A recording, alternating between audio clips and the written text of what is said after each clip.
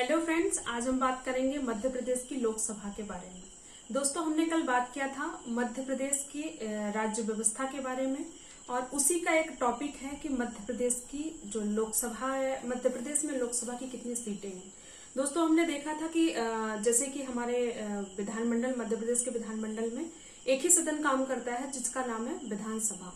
तो विधानसभा में सीटें कितनी है? तो 230 टोटल सीटें हैं दोस्तों। और अगर हम बात करें कि उसमें अनुसूचित जाति की कितनी है तो 35 है और अनुसूचित जनजाति की बात करें तो 47 सीटें हैं। विधानसभा की बात करें दोस्तों हम, इसके बाद अगर हम लोकसभा की बात करें तो लोकसभा में टोटल 29 सीटें हैं मध्य प्रदेश से। और उसमें भी कैटेगराइज हैं एससी और एसटी के लिए। तो जो एससी की सीटें हैं वो 4 हैं दोस्तों, और एसटी की सीटें, शेड्यूल ट्राइब्स की जो सीटें हैं वो 6 हैं। तो देखते हैं हम कि वो जो 4 एससी की सीटें हैं, शेड्यूल कास्ट की सीटें हैं, वो कहाँ कहाँ हैं। तो मध्य प्रदेश में दोस्तों उज्जैन में भिंड, टीकमगढ़, देवास और शाजापुर, यहाँ अनुसूचित जाति के लिए आरक्षित सीटें हैं लोकसभा में। देन अनुसूचित जनजाति की बात करें तो हम यहाँ 6 सीटें हैं, और शहडोल, मंडला, धार, खरगोन, बैतूल, रतलाम और झाबुआ, ये 6 सीटें दोस्तों अनुसूचित जनजाति के लिए या शेड्यूल ट्राइब्स के लिए रखी गई है लोकसभा में। दोस्तों, ये तो टॉपिक खत्म हुआ। अब हम जो सरकार का जो तीसरा अंग है अपनी जुडिशरी, उसके बारे में बात करेंगे। तो जुडिशरी के बारे में जैसे कि हम जानते हैं कि इसका एस्टैब्लिशमेंट जो है तो 1 नवंबर 1956 को ही हुआ है, जब ये मध्य प्रदेश का गठन हुआ है। जब हमारे मध्य प्रदेश का गठन हुआ है दोस्तों, तभी हमारे न्यायपालिका का भी गठन हुआ, हाई कोर्ट का भी गठन हुआ है मध्य प्रदेश में। और अगर हम देखें कि इसके पहले कब गठन हो चुका था तो 2 जनवरी 1936 को ये हो चुका था ब्रिटिश काल में। 2 जनवरी 1936 को ब्रिटिश काल में भी यहाँ गठन हो चुका था हाई कोर्ट का, जिसका मुख्यालय दोस्तों जबलपुर में है। और इसकी जो खंडपीठें हैं, 2 खंडपीठ है, ग्वालियर एंड इंदौर। तो ये 2 खंडपीठें हैं जो ग्वालियर और इंदौर में हैं। और उच्च न्यायालय के जो प्रथम मुख्य न्यायाधीश रहे हैं, ये क्वेश्चन बहुत बार रिपीट हुआ है, चाहे जुडिशरी की बात हो या फिर अदर सिविल सर्विसेज एग्जाम में। तो एग्जाम के पॉइंट ऑफ व्यू से बहुत ज्यादा इंपॉर्टेंट है ये क्वेश्चन। कि एक तो ये कि इसका मध्य प्रदेश हाईकोर्ट का गठन कब हुआ, तो 1 नवंबर 1956 को हुआ दोस्तों। और दूसरा क्वेश्चन होता है कि जब गठन हुआ उस समय पर हाई कोर्ट के चीफ जस्टिस कौन थे, हाई कोर्ट के उच्च न्यायालय के मुख्य न्यायाधीश कौन थे। तो दोस्तों एम हिदायतुल्लाह जी मध्य प्रदेश के प्रथम चीफ जस्टिस रहे हैं। और दोस्तों मैं आपको और भी आगे बता दूं इनके बारे में कि ये इंडिया के भी चीफ जस्टिस रहे हैं। चीफ जस्टिस ऑफ इंडिया भी एम हिदायतुल्लाह जी रहे हैं। और दोस्तों ये कार्यवाहक राष्ट्रपति के रूप में भी कार्य किए हैं भारत में। तो दोस्तों 1 नवंबर 1956 को तो अपन ने देख लिया कि एम हिदायतुल्लाह साहब थे chief justice of High Court, Madhya Pradesh के चीफ जस्टिस।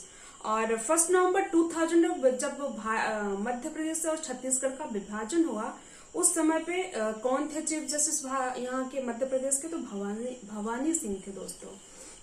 भवानी सिंह 1 नवंबर 2000 को यहाँ के चीफ जस्टिस रहे हैं। और वर्तमान में अगर देखा जाए तो मध्य प्रदेश के चीफ जस्टिस कौन है, एग्जाम में पूछ भी सकते हैं, पूछा भी गया है कई बार। तो AK मित्तल जी हैं, अजय कुमार मित्तल जी अभी करंट में मध्य प्रदेश के चीफ जस्टिस हैं।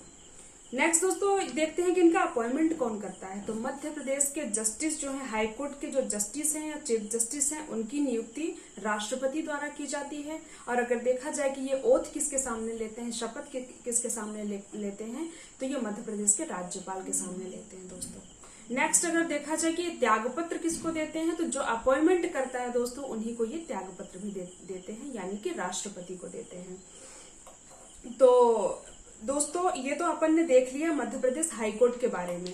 अब देखते हैं राजस्व न्यायालय। दोस्तों रेवेन्यू कोर्ट भी होता है, जो कि हम Madhya Pradesh land accommodation control act पढ़ते हैं, जिसमें कि बताई गई है बहुत सारे रेवेन्यू ऑफिसर्स बताए गए हैं। उन्हीं को सेक्शन 31 है एक MPLRC में, Madhya Pradesh land revenue code में, उसमें सेक्शन 31 में बताया गया है कि ये सारे ऑफिसर्स एंड बोर्ड सहित ये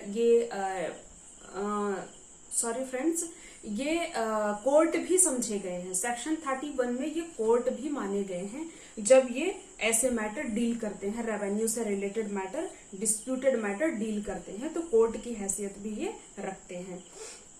तो दोस्तों हम देखते हैं राजस्व न्यायालय के बारे में कि जो भूमि से रिलेटेड डिस्प्यूट होते हैं उनको निपटाने के लिए राजस्व न्यायालय की स्थापना की गई है।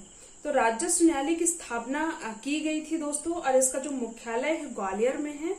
इसका दूसरा नाम भू अभिलेखागार भी है दोस्तों, जो कि ग्वालियर में है, भू अभिलेखागार। दोस्तों देखते हैं ग्राम न्यायालय। ग्राम न्यायालय भी काफी प्रचलन में रहा है। तो ग्रामों में छोटे छोटे जो मामले होते हैं, लोगों के आपसी झगड़े होते हैं, उनको निपटारे के लिए ग्राम न्यायालय की स्थापना की गई है। और इसी उद्देश्य को कि छोटे छोटे मामले आप कोर्ट तक ना जाओ, कचहरी तक ना जाओ, छोटे छोटे न्यायालय जहाँ पे कि कई बार जैसे पुराने जमाने में सरपंच निपटा लिया करते थे गांव के डिस्प्यूट्स को, या फिर कोई मुखिया होता था उसके माध्यम से निपटाते थे। तो अब ये ग्राम्य न्यायालय के रूप में एक न्यायालय गठित की जाती है जो छोटे छोटे डिस्प्यूट को निपटाते हैं दोस्तों। तो 26 जनवरी 2001 को राज्य सरकार द्वारा नीमच के झांतला ग्राम में ग्राम्य न्यायालय की स्थापना की गई। दोस्तों ये नीमच 2001 में नीमच में जो कि झांतला ग्राम है, उस ग्राम में ग्राम्य न्यायालय की स्थापना की गई। नेक्स्ट दोस्तों केंद्र सरकार द्वारा, अगर देखा जाए ये स्टेट की बात, एमपी में अगर देखा जाए तो नीमच में पहली बार जो झांतला ग्राम है वहां पे 2001 में स्टैब्लिशमेंट हुआ है ग्राम न्यायालय का।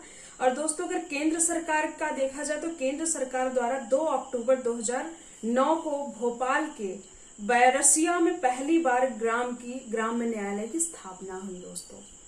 तो आज के टॉपिक में इतना ही, आज के वीडियो में इतना ही। देखते हैं नेक्स्ट वीडियो में हम नेक्स्ट टॉपिक लेके आएंगे दोस्तों। अगर मेरा वीडियो आपको पसंद आए तो लाइक, शेयर एंड सब्सक्राइब करना ना भूलें। Okay, bye bye.